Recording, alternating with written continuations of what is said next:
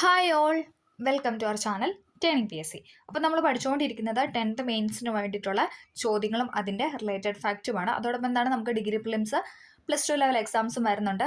അതിനൊക്കെ exam start ചെയ്യുന്ന ഏതാണ് മെയ് മാസത്തിലാണ് അല്ലേ. നമുക്കിനി വളരെ കുറച്ച് ദിവസം കൂടെ നമ്മുടെ മുന്നിലുള്ളൂ. അപ്പോൾ എല്ലാവരും നല്ല ഊർജ്ജസ്വലതയോടെ പഠിക്കാനായിട്ട് ശ്രമിക്കുക. അതോടൊപ്പം daily current affair English Malayalam മാത്സും കൂടെ കൂടുതൽ പ്രാധാന്യം കൊടുക്കുക. ഏതാണ് വീക്ക് ആ സബ്ജക്റ്റ് കൂടെ നിങ്ങൾ കൂടുതൽ ടൈം കൊടുത്ത് പഠിക്കാനായിട്ട് ശ്രമിക്കുക. അപ്പം നമ്മൾ ഇന്ന് കഴിഞ്ഞ ക്ലാസ്സിൻ്റെ കണ്ടിന്യൂഷൻ ആയിട്ടാണ് ചെയ്തിരിക്കുന്നത്. അപ്പം നമുക്ക് ക്ലാസ്സിലോട്ട് കിടക്കാം. താഴെ കൊടുത്തിരിക്കുന്നതിൽ ഖാൻ അബ്ദുൽ ഗാഫർ ഖാനുമായി ബന്ധപ്പെട്ട ശരിയായ പ്രസ്താവന ഏതെന്നാണ് ചോദിച്ചിരിക്കുന്നത്. ഏതാണ് ഇവിടെ ശരിയായിട്ട് കൊടുത്തിരിക്കുന്നത്? ഇവിടെ എല്ലാം ശരിയായിട്ടാണല്ലേ കൊടുത്തിരിക്കുന്ന. ഓപ്ഷൻ ഡി ആണ്. ഖാൻ അബ്ദുൽ ഗാഫർ ഖാനുമായിട്ട് ബന്ധപ്പെട്ട ചോദ്യമാണ്. അതിർത്തി ഗാന്ധി എന്നറിയപ്പെടുന്നത് എപ്പോഴും ചോദിക്കുന്നതാണല്ലോ, അത് ശരിയായ പോയിന്റാണ്.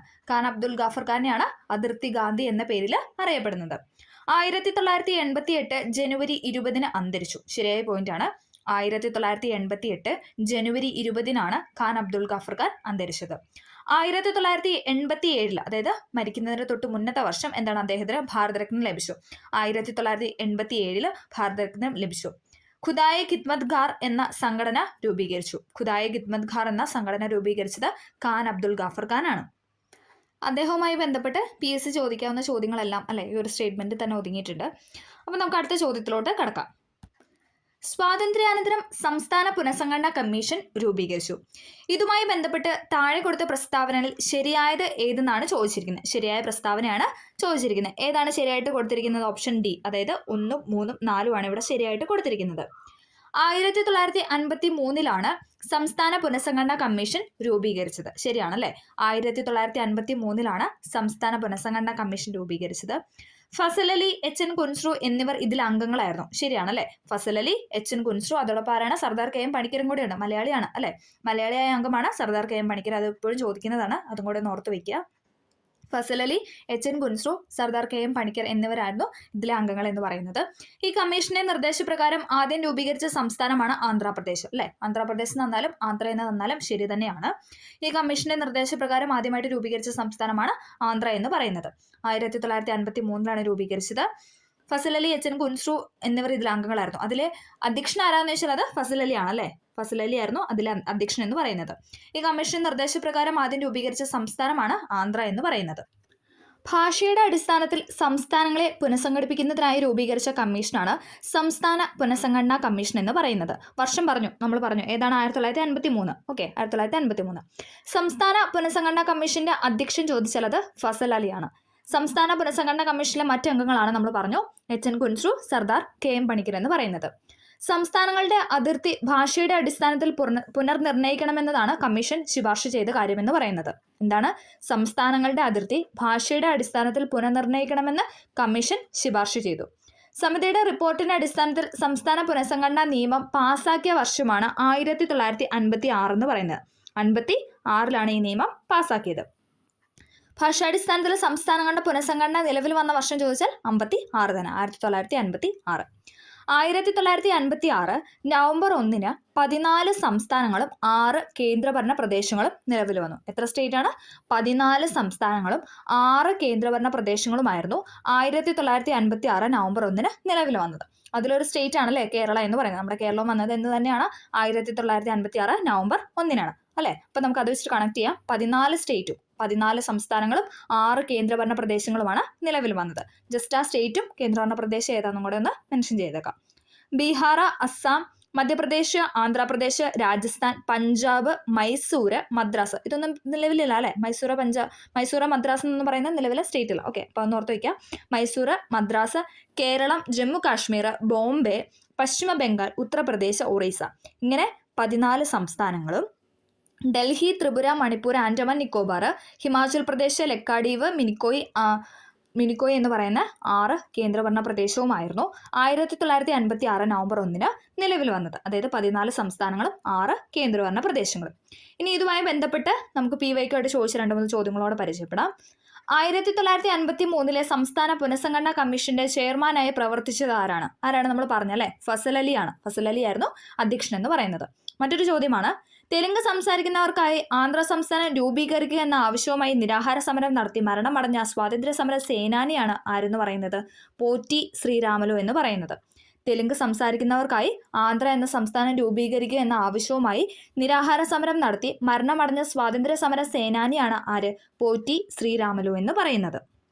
മറ്റൊരു ചോദ്യമാണ്, ഭാഷാടിസ്ഥാനത്തിൽ രൂപം കൊണ്ട ഇന്ത്യയിലെ ആദ്യത്തെ സംസ്ഥാനം. നമ്മുടെ സ്റ്റേറ്റ്മെന്റിലുള്ള ചോദ്യമാണ് അല്ലേ.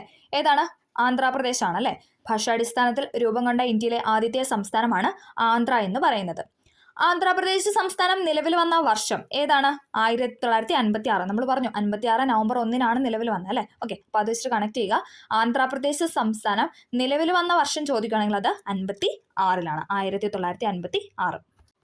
ഇനി അതേസമയം ആന്ധ്ര എന്ന സ്റ്റേറ്റ് രൂപം കൊണ്ടത് എന്നാണ് ചോദിച്ചാൽ അത് 1953 നമ്മൾ പറഞ്ഞു തെലുങ്ക് സംസാരിക്കുന്നവർക്ക് വേണ്ടി എന്താണ് പോറ്റി ശ്രീരാമലു എന്ന വ്യക്തി നിരാഹാരം അനുഷ്ഠിച്ച വർഷമാണ് ഏത്? 53 എന്ന് പറയുന്ന. അദ്ദേഹം 58 ദിവസങ്ങൾക്ക് ഒടുവിലാണ് അദ്ദേഹം മരണമടഞ്ഞത്. ഓക്കെ, അപ്പം അങ്ങനെ 1953 ഒക്ടോബർ 1 ആന്ധ്ര എന്ന സ്റ്റേറ്റ് രൂപീകരിച്ചത്. ഓക്കെ, ആന്ധ്രാപ്രദേശ് എന്നല്ലായിരുന്നു അതിൻ്റെ പേര്, ആന്ധ്ര എന്നായിരുന്നു. അതിനുശേഷം ആന്ധ്രാപ്രദേശ് ആയത് എന്നാന്ന് ചോദിച്ചാൽ എന്നാണ്? കേരളമൊക്കെ വന്ന സമയത്ത്, അതായത് 1956 നവംബർ 1. ഓക്കെ, അതൊന്ന് കണക്ട് ചെയ്ത് വെക്കുക.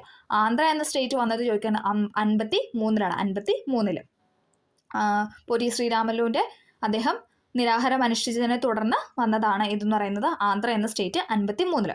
ഇനി അതേസമയം 56 എന്താണ് സംഭവിച്ചത്? അത് ആന്ധ്രാപ്രദേശായിട്ട് മാറി. 1956 നവംബർ 1. അത് രണ്ടും മാറിപ്പോകാതെ പഠിച്ചു വയ്ക്കുക.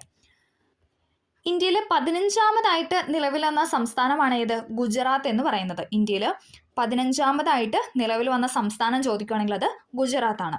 ഇനി 25ാമത്തെ സ്റ്റേറ്റ് ചോദിക്കുകയാണെങ്കിൽ അത് ഗോവയാണ്. 15ാമത്തെ സ്റ്റേറ്റ് നമ്മൾ പറഞ്ഞു 14 സംസ്ഥാനങ്ങളും 6 കേന്ദ്രഭരണ പ്രദേശം. അതിനുശേഷം 15ാമതായിട്ട് വന്ന സ്റ്റേറ്റ് ആണ് ഗുജറാത്ത് എന്ന് പറയുന്നത്. ഇനി 25ാമത് 10 കൂടെ കൂട്ടി 25ാമതാണെങ്കിൽ അതാരാണ്? ഗോവയാണ്. 25ാമത് വന്ന ഗോവ.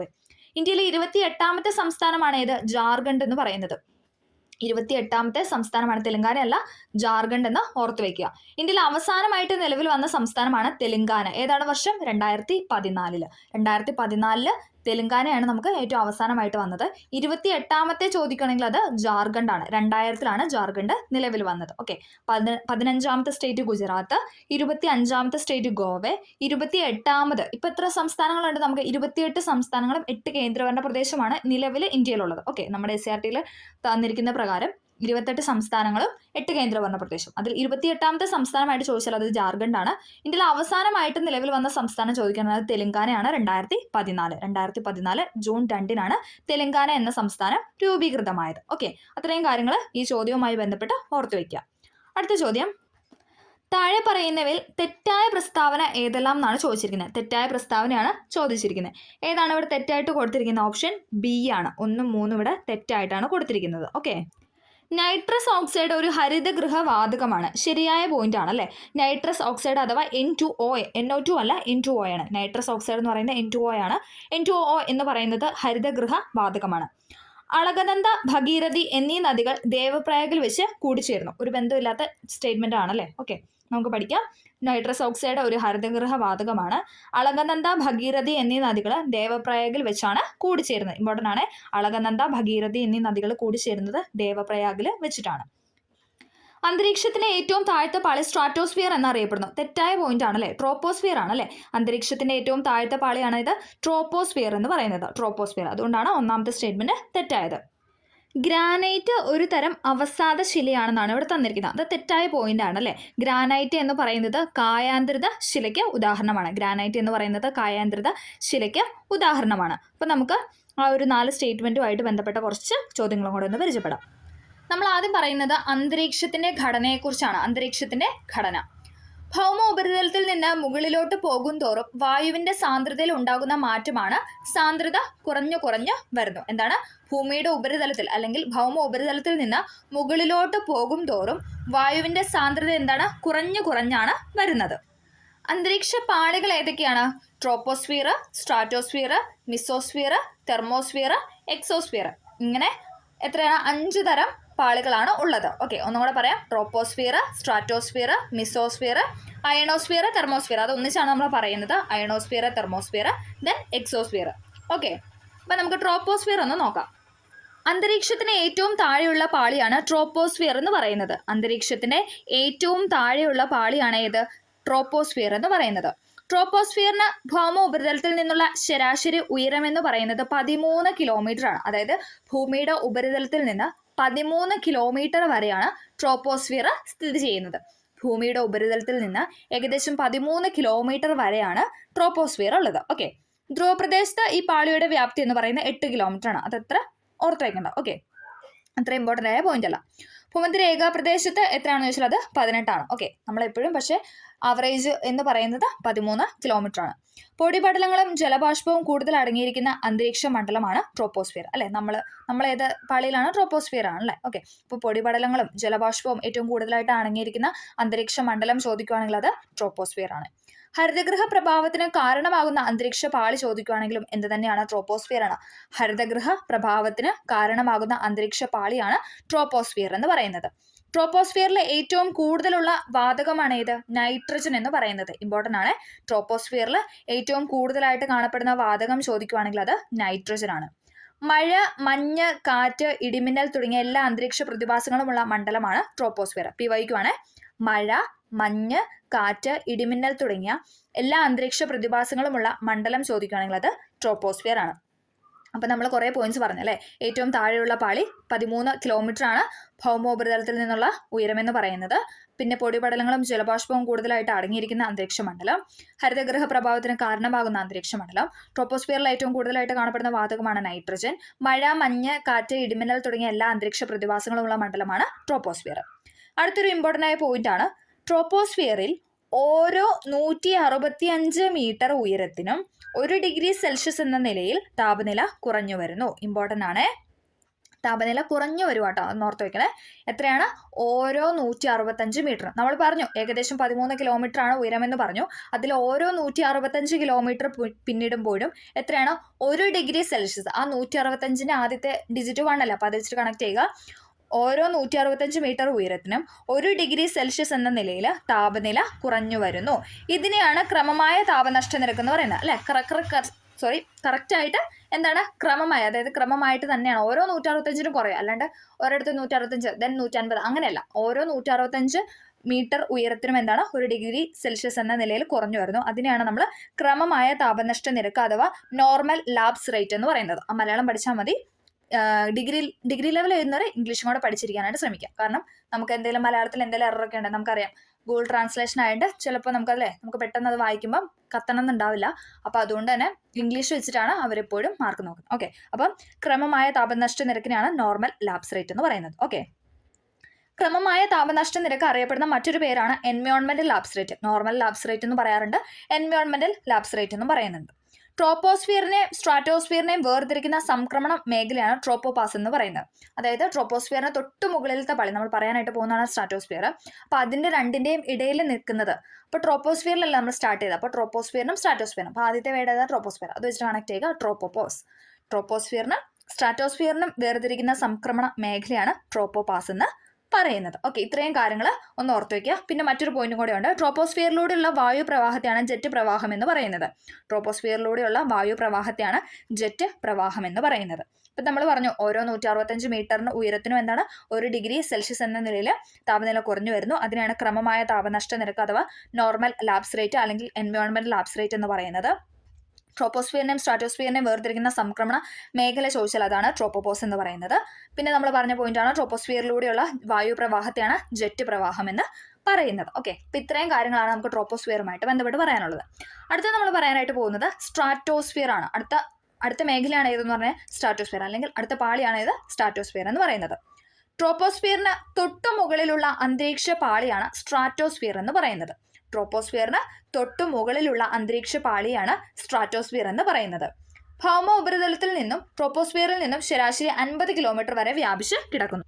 ഒന്നുകൂടെ പറയാം, ഭൗമ ഉപരിതലത്തിൽ ട്രോപ്പോപോസിൽ നിന്നും ശരാശരി 50 കിലോമീറ്റർ വരെയാണ് വ്യാപിച്ചു കിടക്കുന്നത്. 13 കിലോമീറ്റർ വരെ ആരായിരുന്നു? ട്രോപ്പോസ്ഫിയർ ആയിരുന്നു. ഇനി അതിന് മുകളിൽ 50 കിലോമീറ്റർ വരെയാണ് ഇതെന്ന് പറയുന്നത് സ്ട്രാറ്റോസ്ഫിയർ എന്ന് പറയുന്നത്. ഇനി മെയിൻ ആയിട്ടുള്ളൊരു പോയിന്റാണ്, സ്ട്രാറ്റോസ്ഫിയറിന്റെ താഴ്ന്ന ഭാഗങ്ങൾ -60 ഡിഗ്രി സെൽഷ്യസ് താപനിലയിലാണ്. ഉയരം കൂടുന്തോറും ഊഷ്മാവ് കൂടി വരണം. അത് ഓർത്തിരുന്നാൽ മതി. ഉയരം കൂടുന്തോറും എന്താണ്? സ്ട്രാറ്റോസ്ഫിയറിൽ ഊഷ്മാവ് കൂടി വരണം. പക്ഷെ നമ്മൾ പറഞ്ഞായിരുന്നു ട്രോപ്പോസ്ഫിയറിൽ എന്താ സംഭവിക്കുന്നത്? ഓരോ 165 മീറ്റർ ഉയരത്തിനും 1 ഡിഗ്രി സെൽഷ്യസ് എന്ന രീതിയിൽ താപനില കുറഞ്ഞു വരികയാണ് ചെയ്തത്. അതേസമയം നമ്മൾ തൊട്ടടുത്ത പാളി എത്തി, സ്ട്രാറ്റോസ്ഫിയറിൽ എത്തിയപ്പോൾ എന്താണ്, അവിടെ കൂടിയാണ് വരുന്നത്, ഇവിടെ കുറഞ്ഞു അവിടെ കൂടി, അങ്ങനെ ഓർത്ത് വയ്ക്കുക. ഓക്കെ, എന്താണ് പറഞ്ഞത്, ഉയരം കൂടുന്തോറും ഊഷ്മാവ് കൂടി വരുന്നു. സ്ട്രാറ്റോസ്ഫിയറിൽ ഉയരം കൂടുന്നതനുസരിച്ച് ഊഷ്മാവ് കൂടുന്നതിനാണ് താപവിപര്യം എന്ന് പറയുന്നത്. താപവിപര്യം എന്ന് പറയുന്നതാണ് സ്ട്രാറ്റോസ്ഫിയറിൽ ഉയരം കൂടുന്നതനുസരിച്ച് ഊഷ്മാവ് കൂടുന്ന പ്രക്രിയ എന്ന് പറയുന്നത്. ഓക്കെ, ടെമ്പറേച്ചർ ഇൻവേർഷൻ നമ്മൾ പറഞ്ഞു, നോർമൽ ലാപ്സ് റേറ്റ് എവിടെയായിരുന്നു, അത് ട്രോപ്പോസ്ഫിയറിലാണ്. ഇനി സ്ട്രാറ്റോസ്ഫിയറിൽ വരുമ്പോൾ എന്താണ്, ടെമ്പറേച്ചർ ഇൻവേർഷൻ, അതായത് താപവിപര്യമാണ്. സ്ട്രാറ്റോസ്ഫിയറിൽ ഉയരം കൂടുന്നതനുസരിച്ച് ഊഷ്മാവ് കൂടി വരുന്നു. ആദ്യത്തെ ലെവലിൽ കുറഞ്ഞു, ദെൻ രണ്ടാമത്തെ ലെവലായപ്പോൾ കൂടി വന്നു. ഓക്കെ, അത്രയും അങ്ങനെ ഒന്ന് കണക്ട് ചെയ്ത് വെച്ചാൽ മതി. വായുവിന്റെ സംവഹന ചലനം ഈ മേഖലയിൽ വളരെ കുറവാണ്. തിരശ്ചീന തലത്തിലുള്ള വായുവിന്റെ ചലനമാണ് സ്ട്രാറ്റോസ്ഫിയർ മേഖലയിൽ കൂടുതലായിട്ട് ഉള്ളത്. സൂര്യനിൽ നിന്ന് വരുന്ന വിനാശകരമായ അൾട്രാവയലറ്റ് കിരണങ്ങളെ ആഗിരണം ചെയ്ത് ഭൂമിയെ സംരക്ഷിക്കുന്നത് ആരാണ്, ഓസോൺ പാളിയാണ് അല്ലേ. നമ്മളെപ്പോഴും വാർത്തയിലൊക്കെ കേൾക്കുന്നതാണ് ഓസോൺ പാളിയെ പറ്റി. അപ്പം സൂര്യനിൽ നിന്ന് വരുന്ന വിനാശകരമായ അൾട്രാവയലറ്റ് വികിരണങ്ങളെ ആഗിരണം ചെയ്ത് ഭൂമിയെ സംരക്ഷിക്കുന്ന പാളിയാണ് ഇത് ഓസോൺ പാളി എന്ന് പറയുന്നത്. ഓസോൺ പാളി കാണപ്പെടുന്ന അന്തരീക്ഷ പാളി ഏതാണെന്ന് PYQ ആയിട്ട് ചോദിച്ചിട്ടുണ്ട്. ഏതാണ്, അത് സ്ട്രാറ്റോസ്ഫിയറിലാണ്. ഓസോൺ പാളി കാണപ്പെടുന്ന അന്തരീക്ഷ പാളി ചോദിക്കുകയാണെങ്കിൽ അത് സ്ട്രാറ്റോസ്ഫിയർ ആണ്. ഓസോൺ പാളി കാണപ്പെടുന്ന സ്ട്രാറ്റോസ്ഫിയർ. ഒരു ഓസോൺ തന്മാത്ര 3 ഓക്സിജൻ ആറ്റങ്ങളാൽ നിർമ്മിതമാണ്. ഒരു ഓസോൺ തന്മാത്ര എന്താണ്, 3 ഓക്സിജൻ ആറ്റങ്ങളാൽ നിർമ്മിതമാണ്. 3 ഓക്സിജൻ ആറ്റങ്ങളാൽ നിർമ്മിതമാണ്. ഇടിമിന്നലും കൊടുങ്കാറ്റും ഉണ്ടാകുന്ന സമയത്ത് പ്രകൃതി അന്തരീക്ഷത്തിൽ ചെറിയ അളവിൽ ഓസോൺ രൂപപ്പെടുന്നുണ്ട്. ഇടിമിന്നലും കൊടുങ്കാറ്റും ഉണ്ടാകുന്ന സമയത്ത് പ്രകൃതിയാൽ തന്നെ എന്താണ്, അന്തരീക്ഷത്തിൽ ചെറിയ അളവിൽ ഓസോൺ രൂപീകരിക്കപ്പെടുന്നുണ്ട്. ഇനി അടുത്തതായിട്ട് PYQ ആയിട്ട് ചോദിച്ചൊരു ചോദ്യമാണ്, ജെറ്റ് വിമാനങ്ങൾ സഞ്ചരിക്കുന്ന അന്തരീക്ഷ മണ്ഡലം ഏതാണ്? ജെറ്റ് വിമാനങ്ങൾ സഞ്ചരിക്കുന്ന അന്തരീക്ഷ മണ്ഡലമാണ് സ്ട്രാറ്റോസ്ഫിയർ എന്ന് പറയുന്നത്. പക്ഷെ നമ്മൾ മുന്നേ വേറൊരു ജെറ്റിനെ കുറിച്ച് പറഞ്ഞത്, അതേതാണ്, ജെറ്റ് പ്രവാഹമാണ്. ജെറ്റ് പ്രവാഹം ട്രോപ്പോസ്ഫിയറിൽ. ഇനി ജെറ്റ് വിമാനങ്ങളാണെങ്കിൽ അതേതാണ്, സ്ട്രാറ്റോസ്ഫിയറിലാണ്. ജെറ്റ് വിമാനങ്ങൾ സഞ്ചരിക്കുന്ന അന്തരീക്ഷ മണ്ഡലമാണ് സ്ട്രാറ്റോസ്ഫിയർ എന്ന് പറയുന്നത്. വിമാനങ്ങൾക്ക് സഞ്ചരിക്കാൻ ഏറ്റവും അനുയോജ്യമായ അന്തരീക്ഷ പാളിയാണ് ഇത്, സ്ട്രാറ്റോസ്ഫിയർ എന്ന് പറയുന്നത്. ഇമ്പോർട്ടൻ്റ് ആണ്, വിമാനങ്ങൾക്ക് സഞ്ചരിക്കാൻ ഏറ്റവും അനുയോജ്യമായ അന്തരീക്ഷ പാളി ചോദിക്കുകയാണെങ്കിൽ അതും ഏത് തന്നെയാണ്, സ്ട്രാറ്റോസ്ഫിയർ ആണ്. ജെറ്റ് വിമാനങ്ങൾ സഞ്ചരിക്കുന്നു, അതോടൊപ്പം വിമാനങ്ങൾക്ക് സഞ്ചരിക്കാം. ഓക്കെ, സ്ട്രാറ്റോസ്ഫിയറിനെയും മിസോസ്ഫിയറിനെയും വേർതിരിക്കുന്ന ഭാഗം അടുത്ത് നമ്മൾ പറയാനായിട്ട് പോകുന്ന പാളിയാണ് ഏത്, മിസോസ്ഫിയർ എന്ന് പറയുന്നത്. അപ്പം സ്ട്രാറ്റോസ്ഫിയറിനെയും മിസോസ്ഫിയറിനെയും വേർതിരിക്കുന്ന ഏതായിരിക്കും, അത് സ്ട്രാറ്റോപാസ് ആയിരിക്കും. ട്രോപ്പോസ്ഫിയറിനെയും സ്ട്രാറ്റോസ്ഫിയറിനെയും വേർതിരിച്ച് ഏതാണ്, അത് ട്രോപ്പോപാസ് ആണ്. അപ്പം ആദ്യത്തെ പേര് വെച്ചിട്ട് കണക്ട് ചെയ്യുക, ട്രോപ്പോസ്ഫിയറും സ്ട്രാറ്റോസ്ഫിയറും ട്രോപ്പോപാസ്, സ്ട്രാറ്റോസ്ഫിയറും മിസോസ്ഫിയറും ഏതാണ്, സ്ട്രാറ്റോപോസ്. ഓക്കെ, സ്ട്രാറ്റോപോസിൽ വെച്ച് അന്തരീക്ഷ ഊഷ്മാവിൽ വീണ്ടും മാറ്റം വരുന്നത് നിലയ്ക്കുന്നുണ്ട്. നമുക്ക് പറയാം, സ്ട്രാറ്റോസ്ഫിയറിൽ ഉയരം കൂടുന്നതനുസരിച്ച് ഊഷ്മാവ് കൂടാനുള്ള കാരണം ചോദിച്ചാൽ ഓസോൺ തന്മാത്രകൾ അൾട്രാവയലറ്റ് രശ്മികളെ ആഗിരണം ചെയ്യുന്നത് കൊണ്ടാണ്. എന്താണ്, സ്ട്രാറ്റോസ്ഫിയറിൽ നമ്മൾ പറഞ്ഞു ഉയരം കൂടുന്നതനുസരിച്ച് ഊഷ്മാവ് കൂടിയാണ് വരുന്നത്. അതേസമയം ട്രോപ്പോസ്ഫിയറിൽ കുറഞ്ഞായിരുന്നു, സ്ട്രാറ്റോസ്ഫിയറിൽ കൂടിയാണ് വരുന്നത്. ഓക്കെ, അപ്പോൾ ആ കൂടി വരുന്നതിന് കാരണം എന്താണെന്ന് ചോദിച്ചാൽ അത് ഓസോൺ തന്മാത്രകൾ അൾട്രാവയലറ്റ് രശ്മികളെ ആഗിരണം ചെയ്യുന്നത് കൊണ്ടാണ്. ഓസോൺ തന്മാത്രകൾ അൾട്രാവയലറ്റ് രശ്മികളെ ആഗിരണം ചെയ്യുന്നത് കൊണ്ടാണ് സ്ട്രാറ്റോസ്ഫിയറിൽ ഉയരം കൂടുന്നതനുസരിച്ച് ഊഷ്മാവ് കൂടാനുള്ള കാരണം എന്ന് പറയുന്നത്. ഇനി എപ്പോഴും PSC ചോദിക്കുന്ന മറ്റൊരു ചോദ്യമാണ് ലോക ഓസോൺ ദിനം. എല്ലാവർക്കും അറിയാം അല്ലെ, സെപ്റ്റംബർ 16 ലോക ഓസോൺ ദിനമായിട്ട് ആചരിക്കുന്നത് സെപ്റ്റംബർ 16. അടുത്തൊരു PYQ ആണ്, ഓസോൺ ശോഷണത്തിന് കാരണമാകുന്ന മുത്തുകളുടെ അമ്മ എന്ന് വിളിപ്പേരുള്ള മേഘങ്ങളാണ് ഏത്, നാക്രിയസ് മേഘങ്ങൾ എന്ന് പറയുന്നത്. PYQ ആണ്, ഓസോൺ ശോഷണത്തിന് കാരണമാകുന്ന മുത്തുകളുടെ അമ്മ എന്ന് വിളിപ്പേരുള്ള മേഘങ്ങളാണ് നാക്രിയസ് മേഘങ്ങൾ എന്ന് പറയുന്നത്. നാക്രിയസ് മേഘങ്ങൾ കാണപ്പെടുന്ന അന്തരീക്ഷ പാളി അപ്പോൾ ഏതായിരിക്കും, അത് സ്ട്രാറ്റോസ്ഫിയർ ആയിരിക്കും അല്ലേ. സ്ട്രാറ്റോസ്ഫിയറിലാണ് നാക്രിയസ് മേഘങ്ങൾ കാണപ്പെടുന്നത്. സ്ട്രാറ്റോസ്ഫിയറിൽ കൂടുതൽ മേഘങ്ങൾ കാണപ്പെടാതിരിക്കാനുള്ള കാരണം എന്താണെന്ന് ചോദിച്ചാൽ വരണ്ട വായും ഉയർന്ന ഊഷ്മാവുമാണ്. എന്താണ്, അവിടെ എന്താണ്, കൂടുതലും മേഘങ്ങളൊന്നും ഇല്ല. അതിന് കാരണം ചോദിച്ചാൽ വരണ്ട വായും ഉയർന്ന ഊഷ്മാവും മൂലമാണ്. ഓക്കെ, അപ്പോൾ അത്രയും പോയിന്റ് ഒന്ന് ഓർത്തിരിക്കുക. മുത്തുകളുടെ അമ്മ എന്ന് വിളിപ്പേരുള്ള മേഘങ്ങളാണ് നാക്രിയസ് മേഘങ്ങൾ എന്ന് പറയുന്നത്. നാക്രിയസ് മേഘങ്ങൾ കാണപ്പെടുന്ന അന്തരീക്ഷ പാളിയാണ് ഇത് സ്ട്രാറ്റോസ്ഫിയർ എന്ന് പറയുന്നത്. പിന്നെ ഏതാണ് നമ്മൾ പറഞ്ഞ ഓസോൺ ദിനം എന്തായിരുന്നു, സെപ്റ്റംബർ 16. ഇമ്പോർട്ടൻ്റ് ആണ്, ഓസോൺ ദിനം എന്ന് പറയുന്നത് സെപ്റ്റംബർ 16. സ്ട്രാറ്റോസ്ഫിയറിനെയും മിസോസ്ഫിയറിനെയും വേർതിരിക്കുന്ന ഭാഗമാണ് സ്ട്രാറ്റോപോസ് എന്ന് പറയുന്നത്. സ്ട്രാറ്റോപോസിൽ വെച്ച് അന്തരീക്ഷ ഊഷ്മാവിൽ വീണ്ടും മാറ്റം വരുന്നുണ്ട്. അതോടൊപ്പം നമ്മൾ പറഞ്ഞു സ്ട്രാറ്റോസ്ഫിയറിൽ ഉയരം കൂടുന്നതനുസരിച്ച് ഊഷ്മാവ് കൂടാനുള്ള കാരണം എന്തായിരുന്നു, ഓസോൺ തന്മാത്രകൾ അൾട്രാവയലറ്റ് രശ്മികളെ ആഗിരണം ചെയ്യുന്നത് കൊണ്ടാണ്. ജെറ്റ് വിമാനങ്ങൾ സഞ്ചരിക്കുന്ന അന്തരീക്ഷ മണ്ഡലം ചോദിച്ചാൽ, അല്ലെങ്കിൽ വിമാനങ്ങൾ സഞ്ചരിക്കുന്ന അന്തരീക്ഷ മണ്ഡലം ചോദിച്ചാൽ ഏതാണ്, അതെല്ലാം സ്ട്രാറ്റോസ്ഫിയർ ആണ്. ഓക്കെ, ഇത്രയും പോയിന്റ്സ് ഒന്ന് ഓർത്ത് വയ്ക്കാം. അടുത്ത് നമ്മൾ പറയാനായിട്ട് പോകുന്നത് മിസോസ്ഫിയറിനെ പറ്റിയാണ്. മൂന്നാമത്തെ അന്തരീക്ഷ പാളിയായ മിസോസ്ഫിയറിനെ പറ്റിയാണ് പറയുന്നത്. സ്ട്രാറ്റോസ്ഫിയറിന് മുകളിൽ 80 കിലോമീറ്റർ ഉയരത്തിൽ വരെ വ്യാപിച്ചു കിടക്കുന്നു. അപ്പോൾ ഒന്ന് പറഞ്ഞേ, 13 കിലോമീറ്റർ വരെ ആരായിരുന്നു ട്രോപ്പോസ്ഫിയർ, ദെൻ 50 കിലോമീറ്റർ വരെ ആയിരുന്നു സ്ട്രാറ്റോസ്ഫിയർ, ദെൻ നമ്മൾ പറയുന്നത് 80 കിലോമീറ്റർ ആണ്. 13, 50, 80. ഓക്കെ, 5080. ഓക്കെ, സ്ട്രാറ്റോസ്ഫിയറിന് മുകളിൽ 80 കിലോമീറ്റർ ഉയരത്തിൽ വരെ വ്യാപിച്ചു കിടക്കുന്ന അന്തരീക്ഷ പാളിയാണ് മിസോസ്ഫിയർ എന്ന് പറയുന്നത്. ഓക്കെ, ഇത്രയും ഡീറ്റെയിൽ ആയിട്ട് പറഞ്ഞ ഓരോ പാളിനെ പറ്റി നമ്മൾ ഇത്രയും ഒരു ക്വസ്റ്റ്യൻ വെച്ച് പറഞ്ഞു പോകുന്നത് എന്താണെന്ന് വെച്ചാൽ നമുക്ക് മെയിൻസ് എക്സാം ആണ് വരുന്നത് അല്ലേ. പ്രിലിംസ് ആണെങ്കിൽ നമുക്ക് ക്വസ്റ്റ്യനും അതിൻ്റെ ആൻസേഴ്സും മതിയായിരുന്നു അല്ലേ. PY ആയിട്ടുള്ള കുറേ ക്വസ്റ്റ്യൻസും അതിൻ്റെയോടൊപ്പം അനുബന്ധ ചോദ്യങ്ങളും പഠിച്ചാൽ മതിയായിരുന്നു. പക്ഷേ ഇതെന്ന് പറഞ്ഞാൽ നമുക്ക് ഡീറ്റെയിൽ ആയിട്ട് തന്നെ പഠിക്കണം അല്ലേ. അതേപോലെ തന്നെ പഠിച്ചാൽ നമുക്ക് ഡിഗ്രി പ്രിലിംസും ക്രാക്ക് ചെയ്യാനായിട്ട് സാധിക്കുള്ളൂ. അതുകൊണ്ടാണ് നമ്മൾ വീഡിയോ ഇപ്പോൾ റീസെൻ്റ് ആയിട്ട് നമ്മൾ അപ്ലോഡ് ചെയ്യുന്ന എല്ലാ വീഡിയോസിലും തന്നെ നമ്മൾ മാക്സിമം പോയിന്റ്സും അതോടൊപ്പം എന്താണ് PY ആയിട്ട് ചോദ്യങ്ങളും ആഡ് ചെയ്യാനായിട്ട് ശ്രമിക്കുക. ഓക്കെ, അടുത്തത് നമ്മൾ പറയുന്ന പോയിന്റാണ് മിസോസ്ഫിയർ അല്ലേ. സ്ട്രാറ്റോസ്ഫിയറിന് മുകളിൽ 80 കിലോമീറ്റർ ഉയരത്തിൽ വരെ വ്യാപിച്ചു കിടക്കുന്ന അന്തരീക്ഷ പാളിയാണ് മിസോസ്ഫിയർ എന്ന് പറയുന്നത്. ഉയരം കൂടുന്തോറും ഈ പാളിയിലെ താപനില കുറഞ്ഞു വരുന്നു. ഞാൻ പറഞ്ഞായിരുന്നു ആദ്യം ട്രോപ്പോസ്ഫിയറിൽ എന്തായിരുന്നു, കുറഞ്ഞു. ദെൻ സ്ട്രാറ്റോസ്ഫിയറിൽ കൂടി, ദെൻ വീണ്ടും മിസോസ്ഫിയറിൽ കുറഞ്ഞു വരുന്നു. അപ്പം നമുക്ക് പഠിക്കാൻ എളുപ്പമുണ്ടോ, കുറഞ്ഞു കൂടി കുറഞ്ഞു. ഓക്കെ, ഉയരം കൂടുന്തോറും ഈ പാളിയിലെ അല്ലെങ്കിൽ മിസോസ്ഫിയറിലെ താപനില കുറഞ്ഞു വരുന്നു. ഭൗമ ഉപരിതലത്തിൽ നിന്നും 80 കിലോമീറ്റർ ഉയരത്തിൽ എത്തുമ്പോഴേക്കും ഏകദേശം താപനില എന്ന് പറയുന്ന -100 ഡിഗ്രി സെൽഷ്യസ് വരെ താഴുകയാണ് ചെയ്തത്. -100 ഡിഗ്രി സെൽഷ്യസ്. ഓക്കെ, തണുപ്പല്ല, ചൂടല്ല, തണുപ്പാണ്. ഓക്കെ, ഭൗമ ഉപരിതലത്തിൽ നിന്നും 80 കിലോമീറ്റർ ഉയരത്തിൽ എത്തുമ്പോഴേക്കും താപനില എന്ന് പറയുന്നത് -100 ഡിഗ്രി സെൽഷ്യസ് വരെ താഴ്ന്നു.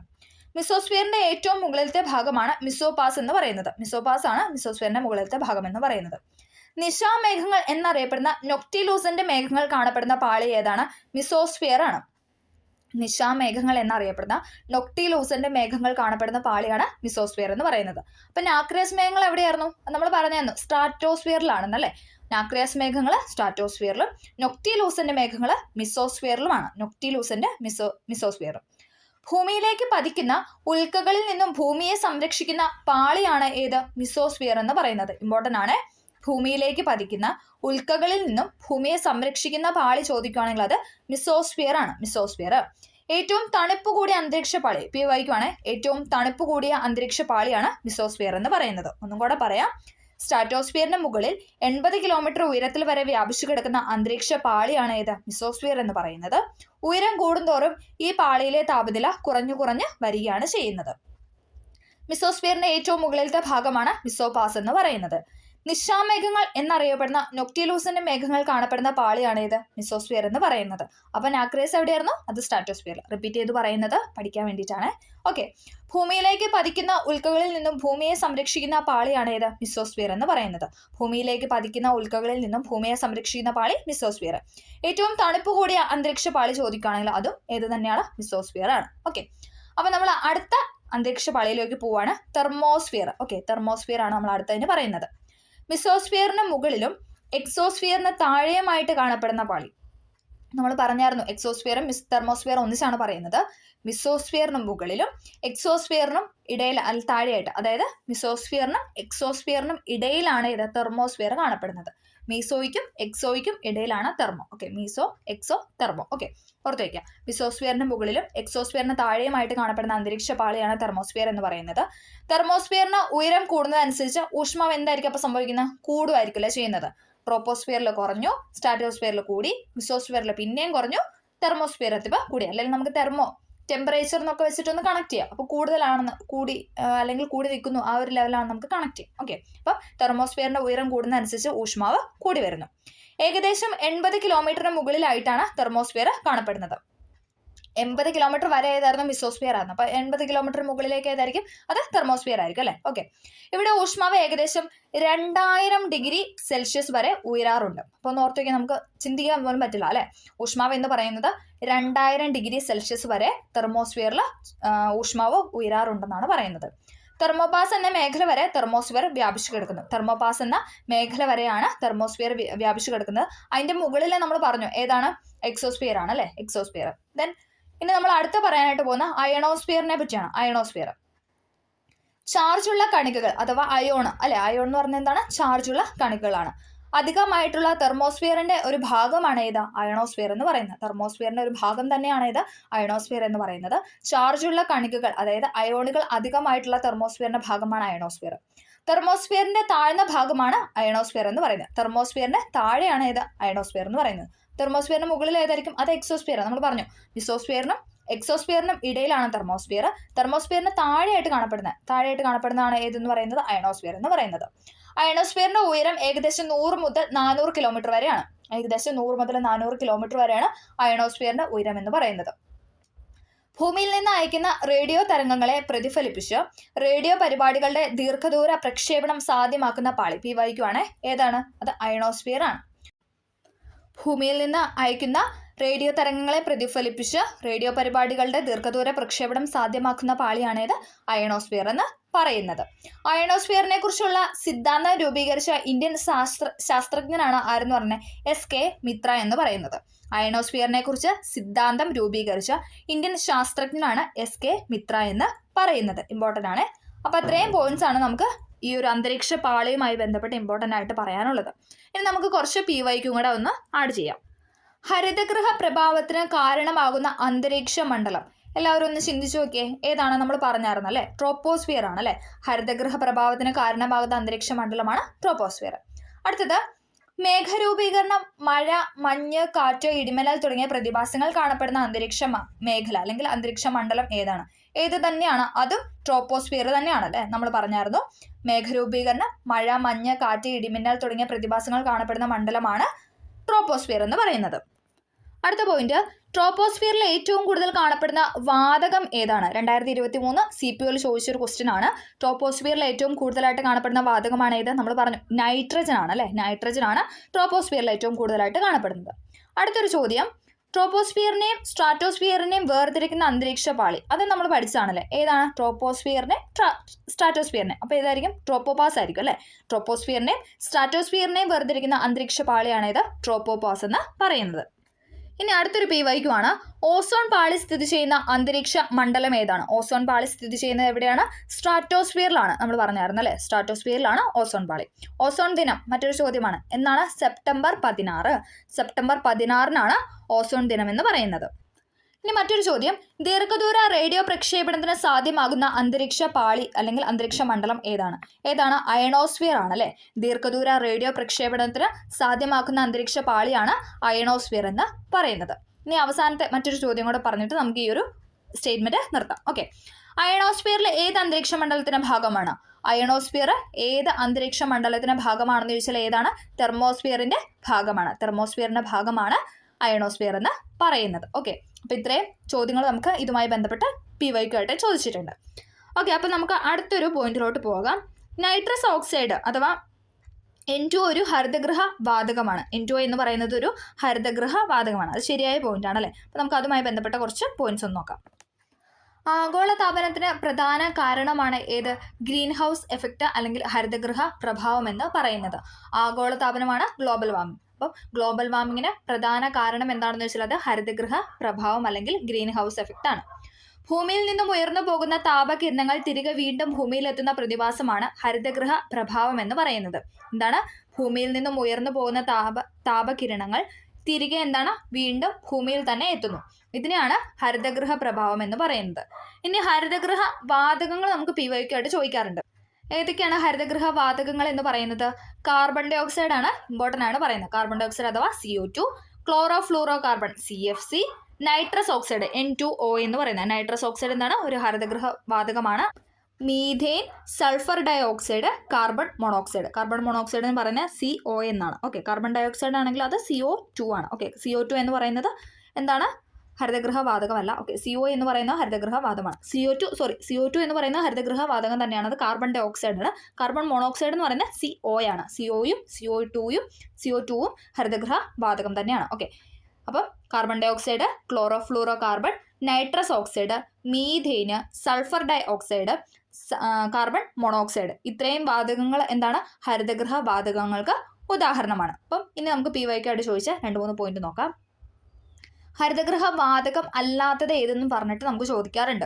ഹരിതഗൃഹ വാതകം അല്ലാത്തത് ഏത്? അപ്പോൾ നമുക്ക് 4 പോയിന്റ് ഞാനൊന്ന് പറയാം. Nitrogen, carbon dioxide, methane, chlorofluorocarbon. അതിലൊരെണ്ണം നമ്മൾ പറയാത്തതാണ് അല്ലേ. നൈട്രജൻ എന്താണ്? അത് ഹരിതഗൃഹ വാതകം അല്ല. നൈട്രജൻ എന്ന് പറഞ്ഞാൽ ഹരിതഗൃഹ വാതകമല്ല. Carbon dioxide, methane, chlorofluorocarbon, carbon monoxide എന്നൊക്കെ പറയുന്നത് എന്താണ്? ഹരിതഗൃഹ വാതകമാണ്. ഇനി ഒരു സ്റ്റേറ്റ്മെന്റ് രൂപേണ ഒരു ചോദ്യങ്ങൾ തന്നിട്ടുണ്ട്. അപ്പോൾ നമുക്ക് അതും കൂടെ ഒന്ന് നോക്കാം. നൈട്രസ് ഓക്സൈഡ് ഒരു ഹരിതഗ്രഹ വാതകമാണ്. നൈട്രസ് ഓക്സൈഡ് ഒരു ഹരിതഗ്രഹ വാതകമാണ്. ശരിയായ പോയിന്റ് ആണ് അല്ലേ? നമുക്ക് ആ സ്റ്റേറ്റ്മെന്റ് ആണ് ഇവിടെ തന്നിരിക്കുന്നത്. ഓക്കെ, നൈട്രസ് ഓക്സൈഡ് ഒരു ഹരിതഗ്രഹ വാതകമാണ്. അടുത്തത് കാർബൺ ഡൈ ഓക്സൈഡ് ഒരു ഹരിതഗ്രഹ വാതകമാണ്. അതും ശരിയായ പോയിന്റ് ആണ് അല്ലേ? കാർബൺ ഡൈ ഓക്സൈഡ് എന്ന് പറയുന്നതും ഹരിതഗ്രഹ വാതകമാണ്. മീഥേൻ ഒരു ഹരിതഗ്രഹ വാതകമാണ്. അതും ശരിയായ പോയിന്റ് ആണ്. മീഥേൻ എന്ന് പറയുന്നതും ഒരു ഹരിതഗ്രഹ വാതകമാണ്. ഓക്കെ, ആഗോള താപനത്തിന്റെ ഫലമായി ആദ്യമായി വംശനാശം സംഭവിച്ച ജീവി ഏതാണെന്ന് ചോദിച്ചാൽ അത് സ്വർണ്ണത്തവളയാണ്. ആഗോള താപനത്തിന്റെ ഫലമായി, ഗ്ലോബൽ വാർമിങ്ങിന്റെ ഫലമായിട്ട് ആദ്യമായിട്ട് വംശനാശം സംഭവിച്ച ജീവി ചോദിക്കുകയാണെങ്കിൽ അത് സ്വർണ്ണ തവളയാണ്. സ്വർണ്ണ തവള. അപ്പം ഇത്രയും കാര്യങ്ങളൊന്ന് ഓർത്തു വയ്ക്കുക. ആഗോള താപനത്തിന്റെ പ്രധാന കാരണം എന്ന് പറയുന്നത് ഗ്രീൻ ഹൗസ് എഫക്റ്റ് ആണ്. ഹരിതഗ്രഹ വാതകങ്ങളാണ് carbon dioxide, chlorofluorocarbon, nitrous oxide, methane, sulphur dioxide, carbon monoxide എന്ന് പറയുന്നത്. അത്രയും പോയിന്റ്സ് ഒന്ന് ഓർത്തു വയ്ക്കുക. ഇനി അടുത്ത് നമ്മൾ പറയുന്നത് ഗ്രാനൈറ്റ് ഒരു തരം അവസാദ ശിലയാണ്. തെറ്റാണല്ലേ? കായാന്തൃത ശിലയാണ് ഗ്രാനൈറ്റ് എന്ന് പറയുന്നത്. അപ്പം നമുക്ക് ശിലയുമായി ബന്ധപ്പെട്ട കുറച്ച് പോയിന്റ്സ് എന്ന് പറയാം. ശിലകളെക്കുറിച്ച് പഠിക്കുന്ന ശാസ്ത്ര ശാഖയാണ് ഇത് പെട്രോളജി എന്ന് പറയുന്നത്. പെഡോളജി അല്ല, പെട്രോളജിയാണ്. ശിലകളെക്കുറിച്ച് പഠിക്കുന്ന ശാസ്ത്രശാഖയാണ് പെട്രോളജി എന്ന് പറയുന്നത്. ഒന്നോ അതിലധികമോ ധാതുക്കളുടെ മിശ്രിതത്തെയാണ് നമ്മുടെ ശിലകൾ എന്ന് പറയുന്നത്. റോക്ക് എന്ന് പറഞ്ഞാൽ എന്താണ്? ഒന്നോ അതിലധികമോ ധാതുക്കളുടെ മിശ്രിതത്തെയാണ് റോക്ക് അഥവാ ശിലകൾ എന്ന് പറയുന്നത്. ശിലകളെ അതിൻ്റെ രൂപീകരണത്തിനനുസരിച്ച് മൂന്നായിട്ടാണ് തരംതിരിക്കുന്നത്. ഏതൊക്കെയാണ്? ആഗ്നേയശില, അവസാദശില, കായാന്തൃതശില. Igneous rock, sedimentary rock, metamorphic rock. ആഗ്നേയശില, അവസാദശില, കായാന്തൃതശില. അപ്പോൾ നമുക്ക് ജസ്റ്റ് ഒന്ന് ഓടിച്ചിട്ട് ആ ശിലകളൊക്കെ ഒന്ന് പറയാം. ആദ്യം നമ്മൾ പറയുന്നത് ഇഗ്നിസ് റോക്ക് അഥവാ ആഗ്നേയ ശിലകളെ പറ്റിയാണ്. ഭൗമാന്തർഭാഗത്ത് നിന്നുള്ള ശിലാദ്രവ അഥവാ മാഗ്മ അല്ലെങ്കിൽ ലാവ. നമുക്കറിയാം അല്ലേ, ശിലാദ്രവം എന്ന് പറയുന്നതാണ് മാഗ്മയും ലാവയും. അപ്പോൾ ഭൗമാന്തർ, ഭൂമിയുടെ അകത്തു നിന്നുള്ള ശിലാദ്രവമായ മാഗ്മ അല്ലെങ്കിൽ ലാവയിൽ നിന്ന് രൂപം കൊള്ളുന്ന ശിലകളാണ് ആഗ്നേയ ശിലകൾ എന്ന് പറയുന്നത്. മറ്റെല്ലാ ശിലകളും രൂപം കൊള്ളുന്നത് ഏത് ശിലയിൽ നിന്നാണ്? ആഗ്നേയ ശിലയിൽ നിന്നാണ്. അതുകൊണ്ട് തന്നെ ശിലകളുടെ മാതാവ് എന്നൊക്കെ പറയുന്നത് ഏതാണ്? ആഗ്നേയ ശിലകളാണ്. അപ്പം എല്ലാ ശിലകളും, അതായത് അവസാദ ശിലയും കായാന്തൃത ശിലയൊക്കെ രൂപം കൊള്ളുന്നത് ആഗ്നേയ ശിലകളിൽ നിന്നാണ്. അതുകൊണ്ട് തന്നെ ആദിമ ശിലകൾ, പ്രാഥമിക ശിലകൾ എന്നൊക്കെ നമ്മൾ ആഗ്നേയ ശിലകളെ അല്ലെങ്കിൽ ഇഗ്നിഷ് റോക്കിനെ പറയാറുണ്ട്. ലാറ്റിൻ ഭാഷയിൽ ഇഗ്നിസ് എന്നാൽ അഗ്നി എന്നാണ് അർത്ഥം. ഇഗ്നിഷ് എന്ന വാക്കിന്റെ അർത്ഥം ചോദിച്ചാൽ അത് അഗ്നി എന്നാണ്. ശിലകളുടെ മാതാവ്, പിതൃശില എന്നിങ്ങനെ അറിയപ്പെടുന്നത് ആഗ്നേയശിലയാണ്. ചോദിച്ചിട്ടുണ്ട്, PYQ-ആണ്. ശിലകളുടെ മാതാവ്, പിതൃശില എന്നിങ്ങനെ അറിയപ്പെടുന്നത് ആഗ്നേയശിലയാണ്. ആഗ്നേയശിലകളിൽ ഫോസിലുകൾ കാണപ്പെടുന്നില്ല. ഇമ്പോർട്ടൻ്റ് ആണ്. ആഗ്നേയശിലകളിൽ എന്താണ്? ഫോസിലുകൾ കാണപ്പെടുന്നില്ല. ആഗ്നേയശിലകളിൽ ഫോസിലുകൾ കാണപ്പെടുന്നില്ല. ഭൂവൽക്കത്തിൽ ഏറ്റവും കൂടുതലുള്ള ശിലയാണ് ഇത് ആഗ്നേയശില എന്ന് പറയുന്നത്. ഭൂവൽക്കത്തിൽ ഏറ്റവും കൂടുതലായിട്ട് കാണപ്പെടുന്ന ശിലയാണ് ആഗ്നേയശില. അഗ്നിപർവ്വതജന്യ ശിലകൾ എന്നറിയപ്പെടുന്നത് ആഗ്നേയശിലയാണ്. അഗ്നിപർവ്വതജന്യ ശിലകൾ എന്നറിയപ്പെടുന്നത് ആഗ്നേയശിലയാണ്. അപ്പം നമുക്കൊന്നും കൂടെ പറയാം. എന്താണ്? ഭൂമിയുടെ അകത്ത് നിന്ന് അല്ലെങ്കിൽ ഭൗമാന്തർഭാഗത്തു നിന്നുള്ള ശിലാദ്രവങ്ങൾക്ക് ഫലമായിട്ട് രൂപം കൊള്ളുന്ന ശിലയാണ് ആഗ്നേയശില എന്ന് പറയുന്നത്. പ്രാഥമിക ശിലകളെന്നും ആദിമ ശിലകളെന്നൊക്കെ പറയാറുണ്ട്. ലാറ്റിൻ ഭാഷയിൽ ഇഗ്നിഷ് എന്ന വേർഡിന്റെ അർത്ഥം എന്താണ്? അത് അഗ്നി എന്നാണ്. അഗ്നി എന്നാണ് അർത്ഥം. ശിലകളുടെ മാതാവ്, പിതൃശില എന്നൊക്കെ അറിയപ്പെടാറുണ്ട്. ആഗ്നേയശിലകളിൽ ഫോസിലുകൾ കാണപ്പെടുന്നില്ല. ഫോസിലുകൾ കാണപ്പെടുന്നില്ല. ഭൂവൽക്കത്തിൽ ഏറ്റവും കൂടുതലായിട്ട് കാണപ്പെടുന്ന ശിലയാണ് ആഗ്നേയശില എന്ന് പറയുന്നത്. അഗ്നിപർവ്വതജന്യ ശിലകൾ എന്ന് അറിയപ്പെടുന്നത് ആഗ്നേയശില തന്നെയാണ്. ഭൂമിയുടെ ഉപരിതലത്തിൽ എത്തുന്ന ഉരുകിയ ശിലാപദാർത്ഥങ്ങളാണ് ലാവ എന്ന് പറയുന്നത്. നമ്മൾ പറഞ്ഞായിരുന്നല്ലേ, ലാവയും മാഗ്മയുണ്ട്. ഭൂമിയുടെ ഉപരിതലത്തിൽ എത്തുന്ന ഉരുകിയ ശിലാപദാർത്ഥമാണ് ലാവ. പുറത്തേക്ക് വരുന്നതാണ് ലാവ എന്ന് പറയുന്നത്. ഭൂമിക്കുള്ളിലെ ഉരുകിയ ശിലാപദാർത്ഥങ്ങൾ, ഉള്ളിലുള്ളതാണ് മാഗ്മ. പുറത്തേക്ക് വരുന്നത് ലാവ. നമ്മൾ വാവ വെച്ചിട്ടൊന്ന് കണക്ട് ചെയ്യാം. കുഞ്ഞു വാവയൊക്കെ പുറത്തേക്ക് വരുമ്പോൾ നമ്മൾ വാവ അല്ലേ, അത് വെച്ചിട്ട് ഒന്ന് കണക്ട് ചെയ്യുക. പുറത്തേക്ക് ഉപരിതലത്തിൽ നിന്ന് പുറത്തേക്ക് എത്തുന്നതിനാണ് നമ്മൾ ലാവ എന്ന് പറയുന്നത്. ഇനി ഉള്ളിലുള്ളത്, അകത്തുള്ളതിനാണ് നമ്മൾ മാഗ്മ എന്ന് പറയുന്നത്. ജസ്റ്റ് ഒന്ന് കണക്ട് ചെയ്യാൻ പറഞ്ഞതേ ഉള്ളൂ. ഏത് വാതകമാണ് മാഗ്മയിൽ കാണപ്പെടുന്നത്? 2023 ചോദിച്ചൊരു ചോദ്യമാണ്. ഏത് വാതകമാണ് മാഗ്മയിൽ കാണപ്പെടുന്നത്? ഏതാണ്? കാർബൺ ഡൈ ഓക്സൈഡ് ഉണ്ട്, നൈട്രജൻ ഉണ്ട്, ക്ലോറിൻ ഉണ്ട്. ഇവയെല്ലാം എന്നുള്ള ഒരു പോയിന്റ് തന്നിട്ടുണ്ട്. അപ്പോൾ ഇവയെല്ലാം എന്നായിരുന്നു ഉത്തരം എന്ന് പറയുന്നത്. കാർബൺ ഡൈ ഓക്സൈഡും ക്ലോറിനും നൈട്രജനും ഒക്കെ എന്താണ്? മാഗ്മയിൽ കാണപ്പെടുന്നുണ്ട്. കാർബൺ ഡൈ ഓക്സൈഡ്, ക്ലോറിന്, നൈട്രജൻ ഒക്കെ മാഗ്മയിൽ കാണപ്പെടാറുണ്ട്. ഓക്കെ, ആഗ്നേയശിലകൾക്ക് ഉദാഹരണങ്ങൾ നമുക്ക് നോക്കാം. ഏതൊക്കെയാണ്? ഗ്രാനൈറ്റ്. നമുക്ക് പറഞ്ഞു ഗ്രാനൈറ്റ് ഒരു അവസാദ ശിലയാണെന്നുള്ളത് തന്നിരിക്കുന്നത്. ഗ്രാനൈറ്റ് ആഗ്നേയശിലയും പറയാറുണ്ട്, കായാന്തൃതയും ശിലയും പറയാറുണ്ട്. അപ്പം നമ്മുടെ PSC എപ്പോഴും പറയുന്നത് ആഗ്നേയശിലകൾക്കാണ്. ഓക്കെ, അപ്പോൾ ആഗ്നേയശിലകൾക്ക് ഉദാഹരണമാണ് ഗ്രാനൈറ്റ്, ഗാബ്രോ, പെഗ്മോറൈറ്റ്, ബസാൾട്ട് എന്നൊക്കെ പറയുന്നത്. ഗ്രാനൈറ്റും ബസാൾട്ടും ഇമ്പോർട്ടൻ്റ് ആണ്. ഗ്രാനൈറ്റ്, ഗാബ്രോ, പെഗ്മാറ്റൈറ്റ്, ബസാൾട്ട് ഇതെല്ലാം എന്ന് പറയുന്നത് ആഗ്നേയശിലകൾക്ക് ഉദാഹരണമാണ്. അതിൽ ബസാൾട്ടും ഗ്രാനൈറ്റും എപ്പോഴും ചോദിക്കാറുണ്ട്. അപ്പോൾ ആഗ്നേയശിലകൾക്ക് ഉദാഹരണമാണ് ഗ്രാനൈറ്റും ബസാൾട്ടും എന്ന് പറയുന്നത്. രൂപം കൊള്ളുന്ന പ്രദേശം അനുസരിച്ച് ആഗ്നേയശിലകൾ 2 തരത്തിലാണ് ഉള്ളത്. അന്തർജാത ശിലകളുമുണ്ട്, ബാഹ്യജാത ശിലകളുമുണ്ട്. വോൾക്കാനിക് റോക്സും ഉണ്ട്, പ്ലൂട്ടോണിക് റോക്സും ഉണ്ട്. ഭൂവൽക്കത്തിന്റെ ആഴമുള്ള ഭാഗങ്ങളിൽ രൂപം കൊള്ളുന്ന ആഗ്നേയശിലകളാണ് അന്തർജാത ശിലകൾ എന്ന് പറയുന്നത്. ഭൂവൽക്കത്തിന്റെ ആഴമുള്ള ഭാഗങ്ങളിൽ രൂപം കൊള്ളുന്ന ആഗ്നേയശിലയാണ് അന്തർജാത ശിലകൾ എന്ന് പറയുന്നത്. ഭൂമിയുടെ ഉപരിതലത്തിൽ രൂപം കൊള്ളുന്നതിനാണ് ബാഹ്യജാത ശിലകൾ എന്ന് പറയുന്നത്. അപ്പം എന്താണ്, രൂപം കൊള്ളുന്ന പ്രദേശം അനുസരിച്ച് ആഗ്നേയശിലകൾ 2 തരത്തിലുണ്ട്. അന്തർജാത ശിലയുണ്ട്, ബാഹ്യജാത ശിലയുണ്ട്. ഭൂവൽക്കത്തിന്റെ ആഴമുള്ള ഭാഗങ്ങളിൽ രൂപം കൊള്ളുന്ന ആഗ്നേയശിലയാണ് പ്ലൂട്ടോണിക് റോക്സ് അഥവാ അന്തർജാത ശിലകൾ എന്ന് പറയുന്നത്. ഇനി വോൾക്കാനിക് റോക്സ് എന്ന് പറഞ്ഞാൽ എന്താണ്, ഭൂമിയുടെ ഉപരിതലത്തിൽ രൂപം കൊള്ളുന്ന ആഗ്നേയ ശിലകളാണ്. ഓക്കെ, അപ്പോൾ അത്രയും കാര്യങ്ങൾ അതുമായിട്ട് ബന്ധപ്പെട്ട് ഓർത്തിരിക്കാം. ബസാൾട്ട് ശിലകൾക്ക് അപക്ഷയം സംഭവിച്ചുണ്ടാകുന്ന മണ്ണാണ് ഏത്, കറുത്ത മണ്ണ് എന്ന് പറയുന്നത്. കറുത്ത പരുത്തി മണ്ണ്, റിഗർ സോയിൽ എന്നൊക്കെ പറയുന്നത് എന്താണ്, ബസാൾട്ട് ശിലകൾക്ക് അപക്ഷയം സംഭവിച്ചുണ്ടാകുന്ന മണ്ണാണ്. PYQ ആണ്. ബസാൾട്ട് ശിലകൾക്ക് അപക്ഷയം സംഭവിച്ചുണ്ടാകുന്ന മണ്ണാണ് കറുത്ത പരുത്തി മണ്ണ് അല്ലെങ്കിൽ റിഗർ സോയിൽ എന്നൊക്കെ പറയുന്നത്. ഇന്ത്യയിൽ ബസാൾട്ട് ശിലകൾ കാണപ്പെടുന്നത് എവിടെയാണെന്നൊക്കെ ചോദിച്ചാൽ എവിടെയാണ്, ഇന്ത്യൻ ഡെക്കാൻ ട്രാപ്പ് മേഖലയിലും രാജ്മഹൽ കുന്നുകളിലുമാണ് ഇന്ത്യയിൽ ബസാൾട്ട് ശിലകൾ കൂടുതലായിട്ട് കാണപ്പെടുന്നത്. അവിടെയൊക്കെ എന്താണ്, അവിടെയൊക്കെ കറുത്ത മണ്ണാണല്ലേ. ഓക്കെ, അപ്പോൾ ആ ഒരു മേഖല വെച്ചിട്ട് കണക്ട് ചെയ്യുക. രാജ്മഹൽ കുന്നിലും ഇന്ത്യയുടെ ഡെക്കാൻ ട്രാപ്പ് മേഖലയിലും എന്തൊക്കെയാണ്, ബസാൾട്ട് ശിലകളാണ് കാണപ്പെടുന്നത്. ഓക്കെ, ഇനി PYQ ആയിട്ട് ചോദിച്ച 2 ചോദ്യം പറയാം. ആഗ്നേയശിലകൾക്ക് ഉദാഹരണം ചോദിച്ചിട്ട് 4 ഓപ്ഷൻ തന്നിട്ടുണ്ട്. Marble, ഷെയില്, basalt, lignite. ഏതാണ്, ബസാൾട്ട് ആണല്ലേ. ആഗ്നേയശിലകൾക്ക് ഉദാഹരണമാണ് ബസാൾട്ടും ഗ്രാനൈറ്റ് എന്ന് പറയുന്നത്. അഗ്നിപർവ്വത സ്ഫോടനത്തിലൂടെ രൂപപ്പെടുന്ന ശില ഏത്, അഗ്നിപർവ്വത സ്ഫോടനത്തിലൂടെ രൂപപ്പെടുന്ന ശില ഏത്. 2021 ചോദിച്ചൊരു ചോദ്യമാണ്. അഗ്നിപർവ്വത സ്ഫോടനത്തിലൂടെ രൂപപ്പെടുന്ന ശിലയാണ് ഏത്, ആഗ്നേയ ശില എന്ന് പറയുന്നത്. ഇനി അടുത്തത്, ഭൂമിയിലെ എല്ലാതരം ശിലകളുടെയും പൂർവിക സ്ഥാനം ചുവടെ നൽകിയിരിക്കുന്നതിൽ ഏതാണ്, അവസാദശില, കായാന്തരശില, ആഗ്നേയശില. ഏതാണ്, ആഗ്നേയശിലയാണ് അല്ലേ. നമ്മൾ പറഞ്ഞു ശിലകളുടെ മാതാവ് അല്ലെങ്കിൽ പിതൃശില എന്നൊക്കെ അറിയപ്പെടുന്നത് ഏതാണ്, ആഗ്നേയശിലയാണ്. അപ്പം ഭൂമിയിലെ എല്ലാത്തരം ശിലകളുടെ പൂർവിക സ്ഥാനം എവിടെയാണെന്ന് ചോദിച്ചാൽ എവിടെയാണ്, അത് ആഗ്നേയ ശിലകളിലാണ്. ഓക്കെ, ഇനി അടുത്ത് നമ്മൾ പറയുന്നത് സെഡിമെന്ററി റോക്സ് അഥവാ അവസാദ ശിലകളെ പറ്റിയാണ്. അവസാദ ശിലകൾ ഇവ പാളികളായിട്ടാണ് കാണപ്പെടുന്നത്. എന്താണ്, അവസാദശില കാണപ്പെടുന്നത് പാളികളായിട്ടാണ്. അതിനാൽ ഇവയെ അടുക്ക് ശിലകൾ എന്ന് പറയുന്നു. അതുകൊണ്ട് തന്നെ നമ്മൾ അടുക്ക് ശിലകൾ എന്നാണ് അവസാദശിലകളെ പറയുന്നത്. അവസാദശില പാളികളായിട്ട് കാണപ്പെടുന്നതിനാലാണ് അടുക്ക് ശിലകൾ എന്ന് പറയുന്നത്. ഫോസിലുകൾ കാണപ്പെടുന്ന ശിലകളാണ് ഇത് അവസാദശില എന്ന് പറയുന്നത്. അപ്പം നമ്മൾ ആഗ്നേയശിലയിൽ ഒരു കാര്യം പറഞ്ഞായിരുന്നു, എന്താണ്, ഫോസിലുകൾ കാണപ്പെടുന്നില്ല. പക്ഷേ അവസാദശിലകളിൽ എന്താണ്, ഫോസിലുകൾ കാണപ്പെടുന്നുണ്ട്. കാറ്റ്, തിരമാല, ഒഴുകുന്ന വെള്ളം, ഹിമാനി എന്നിവയുടെ നിക്ഷേപണ പ്രവർത്തനത്തിന് ഫലമായിട്ട് രൂപം കൊള്ളുന്ന ശിലകളാണ് അവസാദ ശിലകൾ എന്ന് പറയുന്നത്. കാറ്റ്, തിരമാല, ഒഴുകുന്ന വെള്ളം, ഹിമാനി എന്നിവയുടെ നിക്ഷേപണ പ്രവർത്തനത്തിന് ഫലമായിട്ട് രൂപം കൊള്ളുന്ന ശിലകളാണ് അവസാദ ശിലകൾ എന്ന് പറയുന്നത്. അവസാദ ശിലകൾക്ക് ഉദാഹരണമാണ് കളിമണ്ണ്, കാൽസൈറ്റ് എന്ന് പറയുന്നത്. അതിൽ കളിമണ്ണ് ഇമ്പോർട്ടൻ്റ് ആണ്. അവസാദ ശിലകൾക്ക് ഉദാഹരണം ചോദിച്ചാൽ അത് കളിമണ്ണ്, കാൽസൈറ്റ്. ഇനി നമ്മൾ പറഞ്ഞായിരുന്നു ബസാൾട്ട്, ഗ്രാനൈറ്റ്, അത് ഏതൊക്കെയാണ്, അത് ആഗ്നേയശിലകൾക്ക് ഉദാഹരണമാണ് അല്ലേ.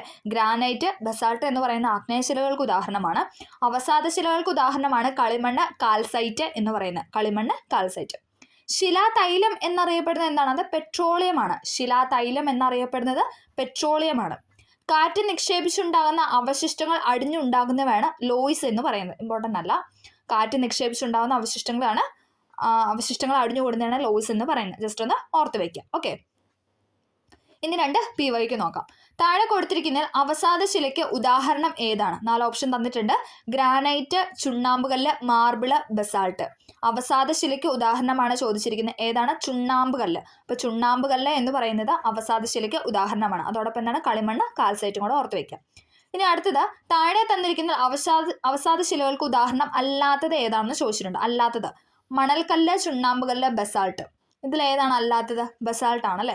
ബസാൾട്ട് ഏത് ശിലയ്ക്ക് ഉദാഹരണമാണ്, അത് ആഗ്നേയ ശിലകൾക്ക് ഉദാഹരണമാണ്. ഓക്കെ, അടുത്തത് ഒരു അവസാദ ശിലയ്ക്ക് ഉദാഹരണം ഏതാണെന്ന് ചോദിച്ചിട്ട് 4 ഓപ്ഷൻ തന്നിട്ടുണ്ട്. ഗ്രാനൈറ്റ്, ബസാൾട്ട്, കൽക്കരി, ഗാബ്രോ.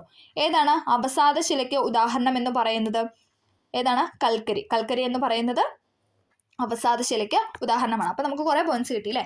കളിമണ്ണ്, കാൽസൈറ്റ്, പിന്നെ എന്താണ്? ചുണ്ണാമ്പുകല്ല്, കൽക്കരി, ഇതൊക്കെ എന്താണ്? അവസാദ ശിലയ്ക്ക് ഉദാഹരണമാണ്. ഒന്നും കൂടെ പറയാം. കളിമണ്ണ്, കാൽസൈറ്റ് എങ്ങനെ ചോദിച്ചു കണ്ടില്ല. കളിമണ്ണ് ചോദിച്ചിട്ടുണ്ട്, ചുണ്ണാമ്പുകല്ല് ചോദിച്ചിട്ടുണ്ട്, കൽക്കരി ചോദിച്ചിട്ടുണ്ട്. ഇത് മൂന്നും എല്ലാം കായാണ് അല്ലേ? കൽക്കരി, പിന്നെ ഏതാണ്? കളിമണ്ണ്, then ചുണ്ണാമ്പുകല്ല്, ഇതൊക്കെ എന്താണ്? അവസാദ ശിലയ്ക്ക് ഉദാഹരണമാണ്. ഇനി നമ്മൾ മൂന്നാമതായിട്ട് പഠിക്കുന്നതാണ് കായാന്തൃത ശിലകൾ എന്ന് പറയുന്നത്. മെറ്റാമോർഫിക് റോക്ക് എന്ന് പറയുന്നത് കായാന്തൃത ശിലകൾ. കായാന്തൃതം എന്നാൽ രൂപാന്തരണം സംഭവിച്ചത് എന്നാണ് അർത്ഥം. കായാന്തൃതം എന്ന് പറഞ്ഞാൽ എന്താണ്? രൂപാന്തരണം സംഭവിച്ചത് എന്നാണ് അർത്ഥം. അടിസ്ഥാന ശിലകളിൽ അനുഭവപ്പെടുന്ന മർദ്ദം, വ്യാപ്തി, ഊഷ്മാവ് എന്നിവയിലെ വ്യത്യാസങ്ങൾ മൂലം രൂപമാറ്റം സംഭവിച്ചുണ്ടാകുന്ന ശിലകളാണ് കായാന്തൃത ശിലകൾ അഥവാ മെറ്റാമോർഫിക് റോക്ക് എന്ന് പറയുന്നത്.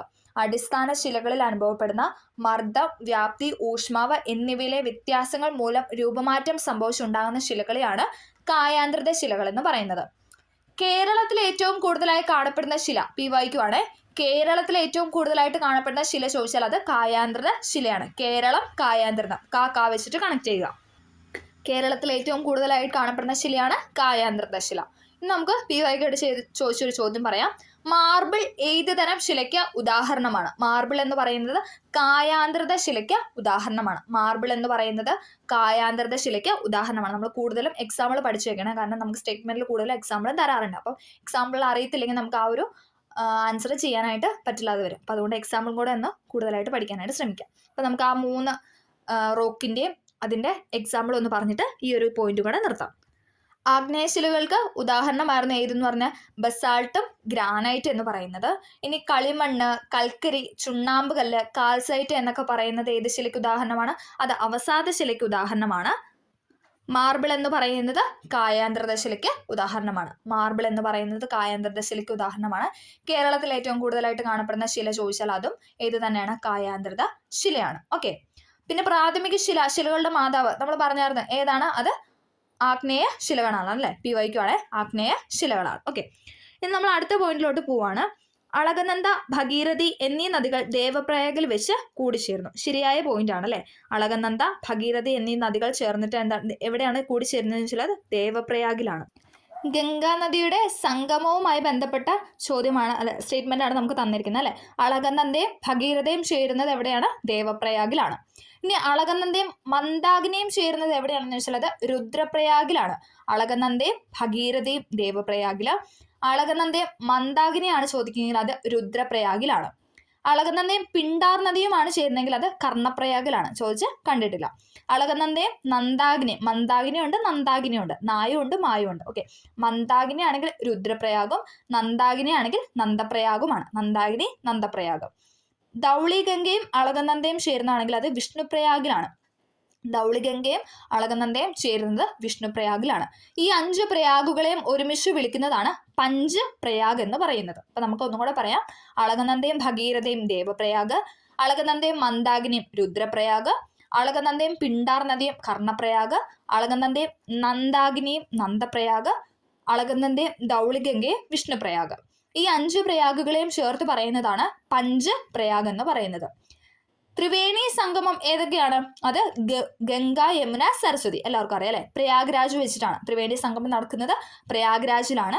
ഗംഗ, യമുന, സരസ്വതിയാണ് ത്രിവേണി സംഗമം നടക്കുന്ന നദികൾ എന്ന് പറയുന്നത്. ഓക്കെ. ഗംഗ, യമുന, സരസ്വതി പ്രയാഗ്രാജിൽ വെച്ചിട്ട്. ഓക്കെ. അടുത്തൊരു ചോദ്യം നോക്കാം. അളകനന്ദ, ഭഗീരഥി നദികൾ സംഗമിക്കുന്ന സ്ഥലത്തിന്റെ പേര്? അളകനന്ദയും ഭഗീരഥയും. അതാണല്ലോ നമുക്ക് ഇവിടെ സ്റ്റേറ്റ്മെന്റ് ആയിട്ട് തന്നിരിക്കുന്നത്. എവിടെയാണ്? ദേവപ്രയാഗിലാണ് അല്ലെ? ദേവപ്രയാഗിൽ വെച്ചിട്ടാണ് അളകനന്ദയും ഭഗീരഥയും. അളകനന്ദയും ഭഗീരഥയാണ് അങ്ങനെ ചോദിച്ച് കണ്ടിരിക്കുന്നത്. എന്നാലും ജസ്റ്റ് മറ്റോ കൂടെ ഒന്ന് ഓർത്ത് വയ്ക്കാം. ചേരുമ്പടിയൊക്കെ ചേർക്കാൻ വന്നാൽ ചിലപ്പോൾ നമുക്ക് അല്ലെ ഒന്ന് കണക്ട് ചെയ്യാൻ പറ്റിയേക്കും. ഓക്കെ. അപ്പം ആ ഒരു ക്വസ്റ്റനുമായിട്ട് ബന്ധപ്പെട്ട് നമ്മൾ അത്യാവശ്യം പോയിന്റ്സ് എല്ലാം പറഞ്ഞിട്ടുണ്ട്. PYQ ആയിട്ട് ചോദിച്ച ചോദ്യങ്ങളും പറഞ്ഞിട്ടുണ്ട്. ഇനി അടുത്ത് നമ്മൾ പോകുന്നത് 8ാമത്തെ ചോദ്യത്തിലേക്കാണ്. താഴെ പറയുന്നതിൽ ഇന്ത്യൻ മഹാസമുദ്രത്തിലെ സമുദ്രജല പ്രവാഹം ഏതാണ്? താഴെ പറയുന്നതിൽ ഇന്ത്യൻ മഹാസമുദ്രത്തിലെ സമുദ്രജല പ്രവാഹമാണ് ചോദിച്ചിരിക്കുന്നത്. ഏതാണ്? ഓപ്ഷൻ D ആണ്. അഗുൽഹാസ് പ്രവാഹമാണ്. അഗുൽഹാസ് പ്രവാഹമാണ് ഇന്ത്യൻ മഹാസമുദ്രത്തിലെ സമുദ്രജല പ്രവാഹം എന്ന് പറയുന്നത്. ഇന്ത്യൻ മഹാസമുദ്രത്തിന്റെ ആകെ വിസ്തൃതി 2021 LD ക്ലർക്കിൽ ചോദിച്ചൊരു ചോദ്യമാണ്. ഇന്ത്യൻ മഹാസമുദ്രത്തിന്റെ ആകെ വിസ്തൃതി എന്ന് പറയുന്നത് എത്രയാണ്? 73.4 ലക്ഷം ചതുരശ്ര കിലോമീറ്റർ ആണ്. 73.4 ലക്ഷം ചതുരശ്ര കിലോമീറ്റർ ആണ് ഇന്ത്യൻ മഹാസമുദ്രത്തിന്റെ ആകെ വിസ്തൃതി എന്ന് പറയുന്നത്. 3960 കിലോമീറ്റർ ആണ് ആഴം എന്ന് പറയുന്നത്. എത്രയാണ്? 3960 ആണ് മീറ്റർ. 3960 മീറ്റർ ആണ് ഇന്ത്യൻ മഹാസമുദ്രത്തിന്റെ ആഴം എന്ന് പറയുന്നത്. ഇന്ത്യൻ മഹാസമുദ്രത്തിലെ ഏറ്റവും വലിയ ദ്വീപാണ് ഏത്? മഡഗാസ്കർ എന്ന് പറയുന്നത്. ഇന്ത്യൻ മഹാസമുദ്രത്തിലെ ഏറ്റവും വലിയ ദ്വീപ് ചോദിക്കുകയാണെങ്കിൽ അത് മഡഗാസ്കർ ദ്വീപാണ്. ഇന്ത്യൻ മഹാസമുദ്രത്തിൽ സ്ഥിതി ചെയ്യുന്ന പ്രധാന ഇന്തോനേഷ്യൻ ദ്വീപുകളാണ് ജാവയും സുമാത്ര എന്ന് പറയുന്നത്. ജാവ, സുമാത്ര എന്ന് പറയുന്നത് ഇന്ത്യൻ മഹാസമുദ്രത്തിൽ സ്ഥിതി ചെയ്യുന്ന പ്രധാന ഇന്തോനേഷ്യൻ ദ്വീപുകളാണ്. ഇന്ത്യൻ മഹാസമുദ്രത്തിലെ മറ്റു പ്രധാന ദ്വീപുകളാണ് ഏതെന്ന് പറയുന്നത്? മഡഗാസ്കർ, മൗറീഷ്യസ്, സീഷെൽസ്, മാലിദ്വീപ്, ശ്രീലങ്ക എന്നൊക്കെ പറയുന്നത്. മറ്റു ദ്വീപുകളാണ് മഡഗാസ്കർ, മൗറീഷ്യസ്, സീഷെൽസ്, മാലിദ്വീപ്, ശ്രീലങ്ക എന്ന് പറയുന്നത്. ഒരു രാജ്യത്തിന്റെ പേരിൽ അറിയപ്പെടുന്ന ഒരേ ഒരു സമുദ്രമാണ് ഏത്? ഇന്ത്യൻ മഹാസമുദ്രം എന്ന് പറയുന്നത്. ഒരു രാജ്യത്തിന്റെ പേരിൽ അറിയപ്പെടുന്ന സമുദ്രമാണ് ഏത്? ഇന്ത്യൻ മഹാസമുദ്രം എന്ന് പറയുന്നത്. ഇന്ത്യക്കും അറേബ്യൻ ഉപദ്വീപിനും ഇടയിൽ കിടക്കുന്ന ഇന്ത്യൻ മഹാസമുദ്രത്തിന്റെ ഭാഗമാണ് അറബിക്കടൽ എന്ന് പറയുന്നത്. ഇന്ത്യക്കും അറേബ്യൻ ഉപദ്വീപിനും ഇടയിലായിട്ട് കിടക്കുന്ന ഇന്ത്യൻ മഹാസമുദ്രത്തിന്റെ ഭാഗമാണ് ഏത്? അറബിക്കടൽ എന്ന് പറയുന്നത്. പ്രാചീന കാലത്ത് രത്നാകര എന്നറിയപ്പെടുന്ന സമുദ്രമായിരുന്നു ഏത്? ഇന്ത്യൻ മഹാസമുദ്രം എന്ന് പറയുന്നത്. പ്രാചീന കാലത്ത് അറിയപ്പെട്ടിരുന്ന പേരാണ് ഏത്? രത്നാകര എന്ന് പറയുന്നത്. രത്നാകര എന്നായിരുന്നു പ്രാചീന കാലത്ത് അറിയപ്പെട്ടിരുന്നത്. ഇന്ത്യൻ മഹാസമുദ്രത്തിലെ അമേരിക്കൻ സൈനികരുടെ താവളമാണ് ഡീഗോ ഗാർഷ്യ എന്ന് പറയുന്നത്. ഡീഗോ ഗാർഷ്യ എന്ന് പറയുന്നതാണ് ഇന്ത്യൻ മഹാസമുദ്രത്തിലെ അമേരിക്കൻ സൈനിക താവളം എന്ന് പറയുന്നത്. Diego Garcia. ഇന്ത്യൻ മഹാസമുദ്രത്തിലേക്ക് പതിക്കുന്ന നദികൾ ഏതൊക്കെയാണ്? സിന്ധു, ഗംഗ, ബ്രഹ്മപുത്ര, സാംബസി, ലിപ്പോപ്പോ എന്ന് പറയുന്നത്. അതിൽ സിന്ധു, ഗംഗ, ബ്രഹ്മപുത്ര ഇമ്പോർട്ടൻ്റ് ആണ്. ഇന്ത്യൻ മഹാസമുദ്രത്തിലേക്ക് പതിക്കുന്ന നദികളാണ് സിന്ധു, ഗംഗ, ബ്രഹ്മപുത്ര, സാംബസി, ലിംപോപ്പോ എന്ന് പറയുന്നത്. ഇതെല്ലാം എന്താണ്? ഇന്ത്യൻ മഹാസമുദ്രത്തിലേക്ക് പതിക്കുന്ന നദികളാണ്. ഓക്കെ. 73.4 ലക്ഷം ചതുരശ്ര കിലോമീറ്റർ ആണ് ഇന്ത്യൻ മഹാസമുദ്രത്തിന്റെ വിസ്തൃതി എന്ന് പറയുന്നത്. അറബിക്കടലിലും ബംഗാൾ ഉൾക്കടലിലും ഇന്ത്യൻ മഹാസമുദ്രത്തിന്റെ ഭാഗമാണ്. ഇന്ത്യൻ മഹാസമുദ്രത്തിലെ ഏറ്റവും ആഴമേറിയ ഭാഗം ഏതാണ്? പിവൈക്കാണ്. വാൾട്ടൺ ഗർത്തമാണ്. വാൾട്ടൺ ഗർത്തമാണ് ഇന്ത്യൻ മഹാസമുദ്രത്തിലെ ഏറ്റവും ആഴമേറിയ ഭാഗം എന്ന് പറയുന്നത്. വാൾട്ടൺ ഗർത്തം. പിന്നെ നമ്മൾ പറഞ്ഞായിരുന്നു ഏറ്റവും വലിയ ദ്വീപ് അതേതാണ്? അത് മഡഗാസ്കർ ആണ്. പിന്നെ ജാവ, സുമാത്ര എന്ന് പറയുന്നത് മറ്റു പ്രധാന ഇന്തോനേഷ്യൻ ദ്വീപുകളാണ്. ഇന്ത്യൻ മഹാസമുദ്രത്തിലെ മറ്റു ദ്വീപുകളാണ് മഡഗാസ്കർ, മൗറീഷ്യസ്, സീഷെൽസ്, മാലിദ്വീപ്, ശ്രീലങ്ക എന്ന് പറയുന്നത്. പിന്നെ ഒരു രാജ്യത്തിന്റെ പേരിൽ അറിയപ്പെടുന്ന ഒരു സമുദ്രം. പ്രാചീന കാലത്ത് രത്നാകര എന്ന് അറിയപ്പെട്ടിരുന്നു. ഇന്ത്യൻ മഹാസമുദ്രത്തിലെ അമേരിക്കൻ സൈനികരുടെ താവളമാണ് ഡീഗോ ഗാർഷ്യ എന്ന് പറയുന്നത്. ഇന്ത്യക്കും അറേബ്യൻ ഉപദ്വീപിനും ഇടയിലായിട്ട് കിടക്കുന്ന ഇന്ത്യൻ മഹാസമുദ്രത്തിന്റെ ഭാഗമാണ് അറബിക്കടൽ എന്ന് പറയുന്നത്. ഓക്കെ, അപ്പൊ നമുക്ക് അതുമായിട്ട് ബന്ധപ്പെട്ട ഇത്രയും പോയിന്റ്സ് ആണ് പറയാനുള്ളത്. അപ്പം നമ്മൾ ഇന്ന് ഇത്രയുമാണ് ഡിസ്കസ് ചെയ്യുന്നത്. അത്യാവശ്യം ലെങ്ത് ആയിട്ട് തന്നെ വീഡിയോ പോയിട്ടുണ്ട്. കാരണം എന്താണ്, നമ്മൾ അത്യാവശ്യം മാക്സിമം പോയിന്റ്സ് നമ്മൾ കവർ ചെയ്യാനായിട്ട് ശ്രമിച്ചിട്ടുണ്ട്. വീഡിയോ എല്ലാവർക്കും ഹെൽപ്ഫുൾ ആയെന്ന് വിചാരിക്കുന്നു. ഹെൽപ്ഫുൾ ആയെങ്കിൽ ലൈക്ക് ചെയ്ത് സപ്പോർട്ട് ചെയ്യുക. അതോടൊപ്പം എന്ത് ഡൗട്ട് ഉണ്ടെങ്കിലും നിങ്ങൾക്ക് കമൻ്റായിട്ട് രേഖപ്പെടുത്താവുന്നതാണ്. ഇഷ്ടമായെങ്കിലും കമൻ്റായിട്ട് അറിയിക്കുക. അപ്പോൾ ഓക്കെ, നല്ലൊരു ദിവസമായിരിക്കട്ടെ. താങ്ക്